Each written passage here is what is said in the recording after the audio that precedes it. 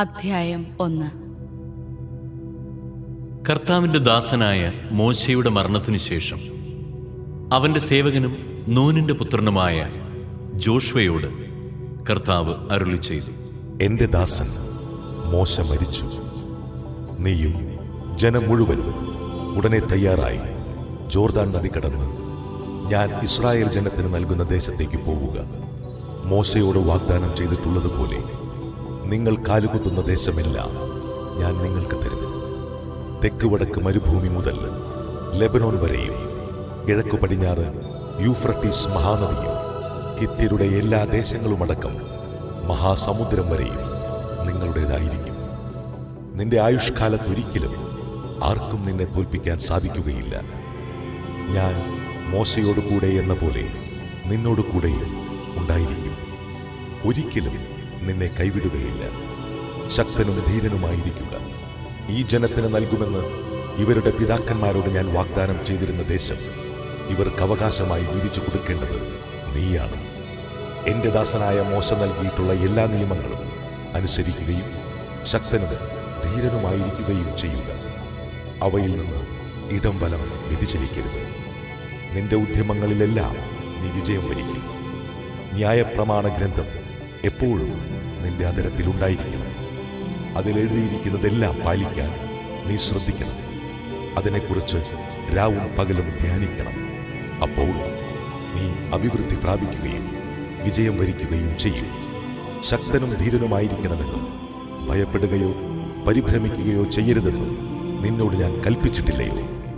നിന്റെ ദൈവമായ കർത്താവ് നീ പോകുന്നിടത്തെല്ലാം നിന്നോട് കൂടെ ഉണ്ടായിരിക്കും.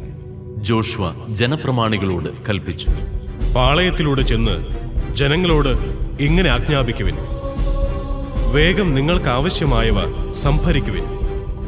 നിങ്ങളുടെ ദൈവമായ കർത്താവ് നിങ്ങൾക്ക് അവകാശമായി നൽകാൻ പോകുന്ന ദേശം കൈവശപ്പെടുത്താൻ 3 ദിവസത്തിനുള്ളിൽ നിങ്ങൾ ജോർദാൻ കടക്കണം.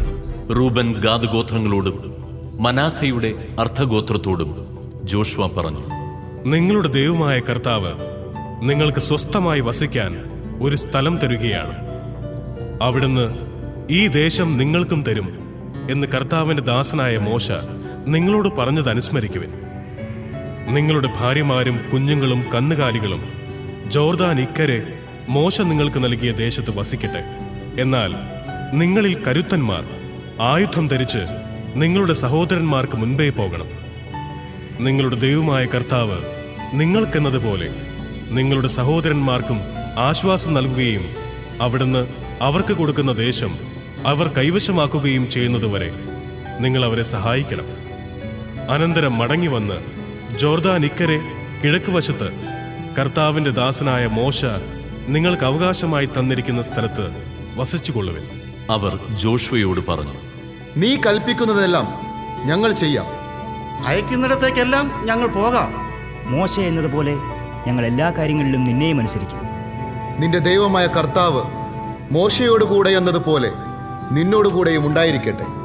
നിന്റെ ആജ്ഞകൾ ധിക്കരിക്കുകയും നിന്റെ വാക്കുകൾ അനുസരിക്കാതിരിക്കുകയും ചെയ്യുന്നവൻ മരിക്കണം. നീ ധീരനും ശക്തനുമായിരിക്കുക. അധ്യായം 2. നൂനിന്റെ മകനായ ജോഷ്വ ഷിത്തിമിൽ നിന്ന് 2 പേരെ രഹസ്യ നിരീക്ഷണത്തിന് അയച്ചുകൊണ്ട് പറഞ്ഞു, നിങ്ങൾ പോയി നാട് നിരീക്ഷിക്കുവിൻ, പ്രത്യേകിച്ച് ജെറീക്കോ. അവർ പട്ടണത്തിലെത്തി വേശ്യയായ റാഹാബിന്റെ വീട്ടിൽ രാത്രി കഴിച്ചു. നാട് ഉറ്റുനോക്കാൻ ഏതാനും ഇസ്രായേൽക്കാർ രാത്രിയിൽ അവിടെ എത്തിയിട്ടുണ്ടെന്ന് ജെറീക്കോ രാജാവിന് അറിവ് കിട്ടി. അവൻ ആളയച്ച് റാഹാബിനെ അറിയിച്ചു, നിന്റെ അടുക്കൽ വന്നിട്ടുള്ളവരെ വിട്ടുതരിക. അവർ ദേശം ഒറ്റുനോക്കാൻ വന്നവരാണ്. ഇരുവരെയും ഒളിപ്പിച്ചിട്ട് അവൾ പറഞ്ഞു, ഏതാനും പേർ ഇവിടെ വന്നു എന്നത് വാസ്തവം തന്നെ. എന്നാൽ അവരെവിടുത്തുകാരാണെന്ന് എനിക്കറിഞ്ഞുകൂടാ. രാത്രിയിൽ പട്ടണവാതിൽ അടയ്ക്കുന്നതിന് മുൻപേ അവർ പുറത്തുപോയി. അവർ എങ്ങോട്ടാണ് പോയതെന്നും എനിക്കറിഞ്ഞുകൂടാ.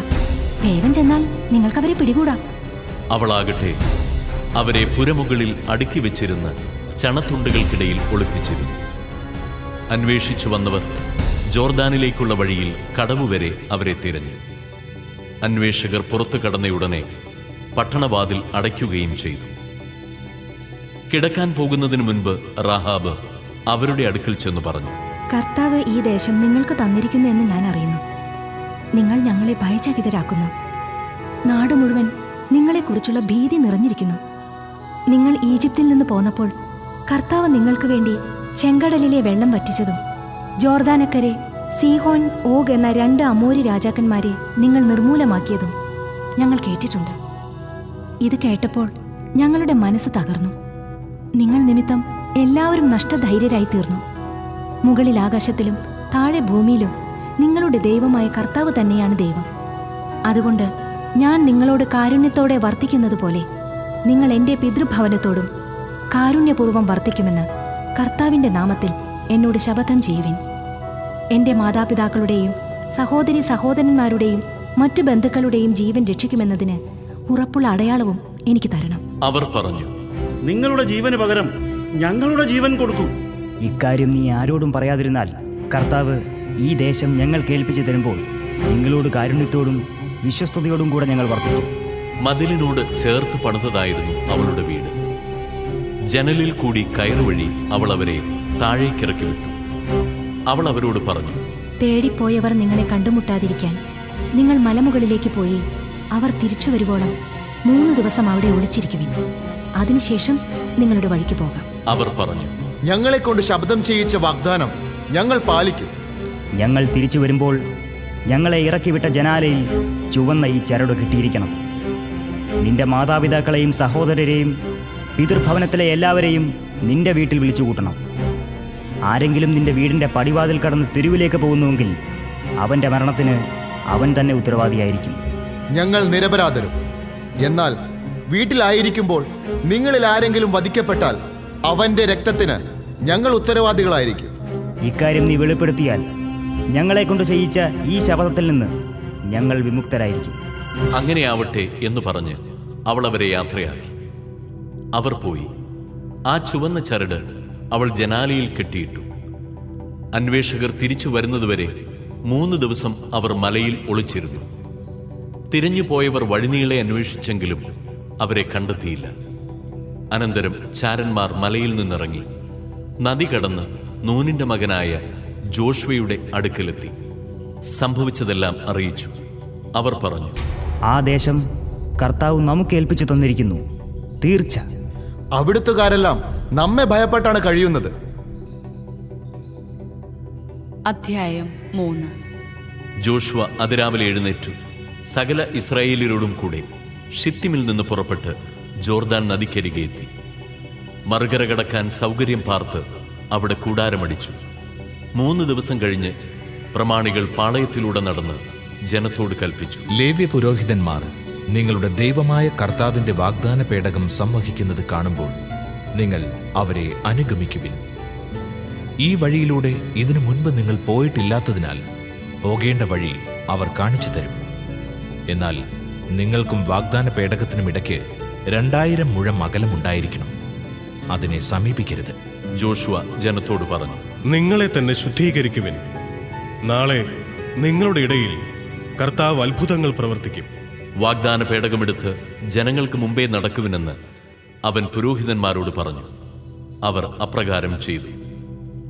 കർത്താവ് ജോഷുവയോട് പറഞ്ഞു, ഞാൻ മോശയോട് കൂടെ എന്ന പോലെ നിന്നോട് കൂടെയുമുണ്ടെന്ന് അവർ അറിയുന്നതിന് ഇന്നു നിന്നെ ഞാൻ ഇസ്രായേൽ ജനത്തിന്റെ മുമ്പാകെ ഉന്നതനാക്കാൻ പോകുന്നു. ജോർദാനിലെ വെള്ളത്തിനരികിലെത്തുമ്പോൾ അവിടെ നിശ്ചലരായി നിൽക്കണമെന്ന് വാഗ്ദാന പേടകം വഹിക്കുന്ന പുരോഹിതന്മാരോട് നീ കൽപ്പിക്കണം.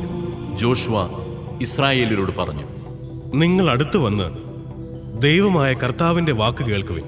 അവൻ തുടർന്നു, ജീവിക്കുന്ന ദൈവം നിങ്ങളുടെ ഇടയിലുണ്ടെന്നും കാനാന്യർ, ഹിത്യർ, ഹിവ്യർ, പെരീസ്യർ, ഗിർഗാഷ്യർ, അമോര്യർ, ജബൂസ്യർ എന്നിവരെ നിങ്ങളുടെ മുൻപിൽ നിന്ന് അവിടുന്ന് തുരത്തുമെന്നും ഇതിനാൽ നിങ്ങൾ അറിയണം. ഭൂമി മുഴുവന്റെയും നാഥനായ കർത്താവിന്റെ വാഗ്ദാന പേടകം നിങ്ങൾക്ക് മുൻപേ ജോർദാനിലേക്ക് പോകുന്നത് കണ്ടാലും ഇസ്രായേൽ ഗോത്രങ്ങളിൽ നിന്ന് ഗോത്രത്തിന് 1 വീതം 12 പേരെ തിരഞ്ഞെടുക്കുവിൻ. ഭൂമി മുഴുവന്റെയും നാഥനായ കർത്താവിന്റെ പേടകം വഹിക്കുന്ന പുരോഹിതന്മാരുടെ ഉള്ളങ്കാൽ ജോർദാനിലെ ജലത്തെ സ്പർശിക്കുമ്പോൾ വെള്ളത്തിന്റെ ഒഴുക്ക് നിലയ്ക്കുകയും മുകളിൽ നിന്ന് വരുന്ന വെള്ളം ചിറ പോലെ കെട്ടിനിൽക്കുകയും ചെയ്യും. തങ്ങൾക്ക് മുൻപേ വാഗ്ദാന പേടകം വഹിച്ചുകൊണ്ടുപോകുന്ന പുരോഹിതന്മാരുടെ കൂടെ ജനം ജോർദാൻ നദി കടക്കുന്നതിന് കൂടാരങ്ങളിൽ നിന്ന് പുറപ്പെട്ടു. വാഗ്ദാന പേടകം വഹിച്ചിരുന്നവർ ജോർദാൻ നദീതീരത്തെത്തി. പേടകം വഹിച്ചിരുന്ന പുരോഹിതന്മാരുടെ പാദങ്ങൾ ജലത്തെ സ്പർശിച്ചു. കൊയ്ത്തുകാലം മുഴുവൻ ജോർദാൻ കരകവിഞ്ഞൊഴുകുക പതിവാണ്. വെള്ളത്തിന്റെ ഒഴുക്ക് നിലച്ചു. സാരധാന സമീപമുള്ള ആദം പട്ടണത്തിനരികെ അത് ചിറ പോലെ പൊങ്ങി. അരാബ ഉപ്പുകടലിലേക്ക് ഒഴുകിയ വെള്ളം നിശേഷം വാർന്നുപോയി. ജനം ജെറീക്കോയ്ക്ക് നേരെ മറുകര കടന്നു. ഇസ്രായേൽ ജനം വരണ്ട നിലത്തുകൂടെ നദി കടന്നപ്പോൾ കർത്താവിന്റെ വാഗ്ദാന പേടകം വഹിച്ചുകൊണ്ട് പുരോഹിതന്മാർ ജോർദാന്റെ മധ്യത്തിൽ വരണ്ട നിലത്തു നിന്നു. സർവരും ജോർദാൻ കടക്കുന്നതുവരെ അവർ അവിടെ നിന്നു. അധ്യായം 4. ജനം ജോർദാൻ കടന്നു കഴിഞ്ഞപ്പോൾ കർത്താവ് ജോഷുവയോട് അരുളി ചെയ്തു, ഓരോ ഗോത്രത്തിലും നിന്ന് ഒരാളെ വീതം ജനത്തിൽ നിന്ന് 12 പേരെ തിരഞ്ഞെടുക്കുക.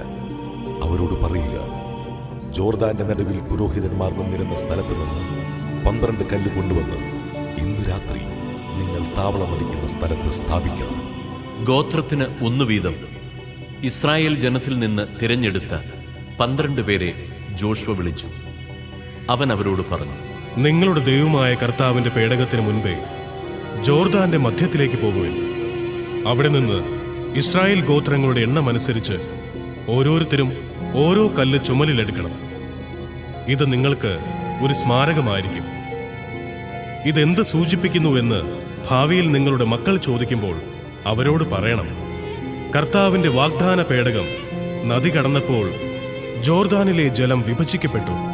ഈ കല്ലുകൾ എക്കാലവും ഇസ്രായേൽ ജനത്തെ ഇക്കാര്യം അനുസ്മരിപ്പിക്കും. ജോഷുവ ആജ്ഞാപിച്ചതുപോലെ ജനം ചെയ്തു. കർത്താവ് ജോഷുവയോട് പറഞ്ഞതുപോലെ ഇസ്രായേൽ ഗോത്രങ്ങളുടെ എണ്ണമനുസരിച്ച് അവർ ജോർദാനിൽ നിന്ന് 12 കല്ലെടുത്തു. അത് കൊണ്ടുപോയി തങ്ങൾ താമസിച്ചിരുന്ന സ്ഥലത്തു വെച്ചു. ജോർദാന്റെ നടുവിൽ വാഗ്ദാന പേടകം വഹിക്കുന്ന പുരോഹിതന്മാർ നിന്നിരുന്നിടത്തും ജോഷുവ 12 കല്ല് സ്ഥാപിച്ചു. അവ ഇന്നും അവിടെയുണ്ട്. മോശ ജോഷുവയോട് പറഞ്ഞിരുന്നതുപോലെ ചെയ്യാൻ ജനത്തോട് കൽപ്പിക്കണമെന്ന് കർത്താവ് ജോഷുവയോട് അരുളി ചെയ്തു. എല്ലാം ചെയ്തു തീരുവോളം പേടകം വഹിച്ചിരുന്ന പുരോഹിതന്മാർ ജോർദാന് നടുവിൽ നിന്നു. ജനം അതിവേഗം മറുകര കടന്നു. ജനം കടന്നു കഴിഞ്ഞപ്പോൾ കർത്താവിന്റെ പേടകം വഹിച്ചുകൊണ്ട് പുരോഹിതന്മാരും നദി കടന്ന് അവർക്ക് മുമ്പേ നടന്നു. മോശ കൽപ്പിച്ചിരുന്നതുപോലെ റൂബൻ ഗാദ് ഗോത്രങ്ങളും മനാസയുടെ അർദ്ധഗോത്രവും യുദ്ധസന്നദ്ധരായി ഇസ്രായേല്യർക്ക് മുൻപേ നടന്നു. ഏകദേശം 40,000 യോദ്ധാക്കൾ കർത്താവിന്റെ മുൻപിൽ ജെറീക്കോ സമതലങ്ങളിലേക്ക് നീങ്ങി. അന്ന് കർത്താവ് ഇസ്രായേൽ ജനത്തിന്റെ മുൻപാകെ ജോഷുവയെ മഹത്വപ്പെടുത്തി. അവർ മോശയെപ്പോലെ അവനെയും ബഹുമാനിച്ചു. കർത്താവ് ജോഷുവയോട് അരുളി ചെയ്തു, സാക്ഷ്യപേടകം വഹിക്കുന്ന പുരോഹിതന്മാരോട് ജോർദാനിൽ നിന്ന് കയറി വരാൻ കൽപ്പിക്കുക. ജോഷുവ അവരോട് കയറി വരാൻ കൽപ്പിച്ചു. കർത്താവിന്റെ വാഗ്ദാന പേടകം വഹിച്ചിരുന്ന പുരോഹിതന്മാർ ജോർദാനിൽ നിന്ന് കയറി. കരയിൽ കാൽ കുത്തിയപ്പോൾ ജോർദാനിലെ വെള്ളം പഴയപടി ഒഴുകി കരകവിഞ്ഞു. 1-ാം മാസം 10-ാം ദിവസമാണ് ജനം ജോർദാനിൽ നിന്ന് കയറി ജെറീക്കോയുടെ കിഴക്കേ അതിർത്തിയിലുള്ള ഗിൽഗാലിൽ താവളമടിച്ചത്. ജോർദാനിൽ നിന്ന് കൊണ്ടുവന്ന 12 കല്ല് ജോഷുവ ഗിൽഗാലിൽ സ്ഥാപിച്ചു. അവൻ ഇസ്രായേൽ ജനത്തോട് പറഞ്ഞു, ഭാവിയിൽ നിങ്ങളുടെ സന്തതികൾ പിതാക്കന്മാരോട് ഈ കല്ലുകൾ എന്ത് സൂചിപ്പിക്കുന്നു എന്ന് ചോദിക്കുമ്പോൾ ഇസ്രായേൽ ഉണങ്ങിയ നിലത്തുകൂടെ ജോർദാൻ കടന്നുവെന്ന് നിങ്ങൾ അവർക്ക് പറഞ്ഞു കൊടുക്കണം. ദൈവമായ കർത്താവ് ഞങ്ങൾ കടന്നു കഴിയുന്നതുവരെ ചെങ്കടൽ വറ്റിച്ചതുപോലെ നിങ്ങൾ കടക്കുന്നതുവരെ ജോർദാനിലെ വെള്ളവും വറ്റിച്ചു. അങ്ങനെ ദൈവമായ കർത്താവിനെ നിങ്ങൾ എന്നെന്നും ഭയപ്പെടുകയും അവിടുത്തെ കരങ്ങൾ ശക്തമാണെന്ന് ലോകമെങ്ങുമുള്ള ജനങ്ങൾ അറിയുകയും ചെയ്യട്ടെ. അധ്യായം 5. ഇസ്രായേൽ ജനത്തിന് അക്കരെ കടക്കാൻ വേണ്ടി കർത്താവ് ജോർദാനിലെ ജലം വറ്റിച്ചു കളഞ്ഞെന്ന് കേട്ടപ്പോൾ അതിന്റെ പടിഞ്ഞാറേ കരയിലുള്ള അമോര്യ രാജാക്കന്മാരും സമുദ്രതീരത്തുള്ള കാനാന്യ രാജാക്കന്മാരും അവരെ ഭയപ്പെട്ട് ചഞ്ചലചിത്തരായി. അപ്പോൾ കർത്താവ് ജോഷുവയോട് കൽപ്പിച്ചു, കൽക്കത്തിയുണ്ടാക്കി ഇസ്രായേൽ ജനത്തെ പരിച്ഛേദനം ചെയ്യുക. ജോഷുവ ഗിബെയാത്ത് ഹാരലോത്തിൽ കൽക്കത്തി കൊണ്ട് ഇസ്രായേൽ മക്കളെ പരിച്ഛേദനം ചെയ്തു. അവരെ പരിച്ഛേദനം ചെയ്യാൻ കാരണമിതാണ്: ഈജിപ്തിൽ നിന്ന് പുറപ്പെട്ടപ്പോൾ യുദ്ധം ചെയ്യാൻ പ്രായമായിരുന്ന പുരുഷന്മാർ മരുഭൂമിയിലൂടെയുള്ള യാത്രയ്ക്കിടയിൽ മരിച്ചുപോയി. ഈജിപ്തിൽ നിന്ന് പുറപ്പെട്ടവരെല്ലാം പരിച്ഛേദിതരായിരുന്നെങ്കിലും യാത്രാമധ്യേ ജനിച്ചവർ പരിച്ഛേദിതരായിരുന്നില്ല. ഇസ്രായേൽ ജനം 40 സംവത്സരം മരുഭൂമിയിലൂടെ നടന്നു. ഈജിപ്തിൽ നിന്ന് പുറപ്പെട്ട യുദ്ധം ചെയ്യാൻ പ്രായമായ പുരുഷന്മാരെല്ലാം കർത്താവിൻ്റെ വാക്ക് കേൾക്കാഞ്ഞതുകൊണ്ട് മരിച്ചുപോയി. അവർക്ക് നൽകുമെന്ന് പിതാക്കന്മാരോട് വാഗ്ദാനം ചെയ്ത തേനും പാലും ഒഴുകുന്ന ദേശം അവരെ കാണിക്കുകയില്ലെന്ന് കർത്താവ് ശപഥം ചെയ്തിരുന്നു. അവർക്ക് പകരം അവകാശികളായി ഉയർത്തിയ മക്കളെയാണ് ജോഷുവ പരിച്ഛേദനം ചെയ്യിച്ചത്. യാത്രാമധ്യേ പരിച്ഛേദന കർമ്മം നടന്നിരുന്നില്ല. പരിച്ഛേദനം കഴിഞ്ഞവർ സൗഖ്യം പ്രാപിക്കുന്നതുവരെ അവർ പാളയത്തിൽ തന്നെ താമസിച്ചു. അപ്പോൾ കർത്താവ് ജോഷുവയോട് അരുളി ചെയ്തു, ഈജിപ്തിന്റെ അപകീർത്തി ഇന്ന് നിങ്ങളിൽ നിന്ന് ഞാൻ നീക്കിക്കളഞ്ഞിരിക്കുന്നു. അതിനാൽ ആ സ്ഥലം ഗിൽഗാൽ എന്ന് ഇപ്പോഴും അറിയപ്പെടുന്നു. ഇസ്രായേൽ ജനം ജെറീക്കോ സമതലത്തിലെ ഗിൽഗാലിൽ താവളമടിച്ചു. ആ മാസം 14-ാം ദിവസം വൈകുന്നേരം അവർ അവിടെ പെസഹ ആഘോഷിച്ചു. പിറ്റേ ദിവസം അവർ ആ ദേശത്തെ വിളവിൽ നിന്നുണ്ടാക്കിയ പുളിപ്പില്ലാത്ത അപ്പവും വറുത്ത ഗോതമ്പും ഭക്ഷിച്ചു. പിറ്റേന്ന് മുതൽ മന്ന വർഷിക്കാതായി. ഇസ്രായേൽ ജനത്തിന് പിന്നീട് മന്ന ലഭിച്ചില്ല. അവർ ആ വർഷം മുതൽ കാനാൻ ദേശത്തെ ഫലങ്ങൾ കൊണ്ട് ഉപജീവനം നടത്തി. ജെറീക്കോയെ സമീപിച്ചപ്പോൾ ജോഷുവ കണ്ണുകൾ ഉയർത്തി നോക്കി. അപ്പോൾ കയ്യിൽ ഊരിയ വാളുമായി അതാ ഒരു മനുഷ്യൻ. ജോഷുവ അവന്റെ അടുത്ത് ചെന്നു. നീ ഞങ്ങളുടെ പക്ഷത്തോ ശത്രുപക്ഷത്തോ എന്ന് ചോദിച്ചു. അവൻ പറഞ്ഞു, അല്ല, ഞാൻ കർത്താവിന്റെ സൈന്യാധിപനാണ്. ജോഷുവ സാഷ്ടാംഗം പ്രണമിച്ച് അവനോട് ചോദിച്ചു, അങ്ങീ ദാസനോട് കൽപ്പിക്കുന്നത് എന്താണ്? കർത്താവിന്റെ സൈന്യാധിപൻ പറഞ്ഞു, നിന്റെ പാദങ്ങളിൽ നിന്ന് ചെരിപ്പഴിച്ചു മാറ്റുക. നീ നിൽക്കുന്ന ഈ സ്ഥലം വിശുദ്ധമാണ്. ജോഷുവ അങ്ങനെ ചെയ്തു.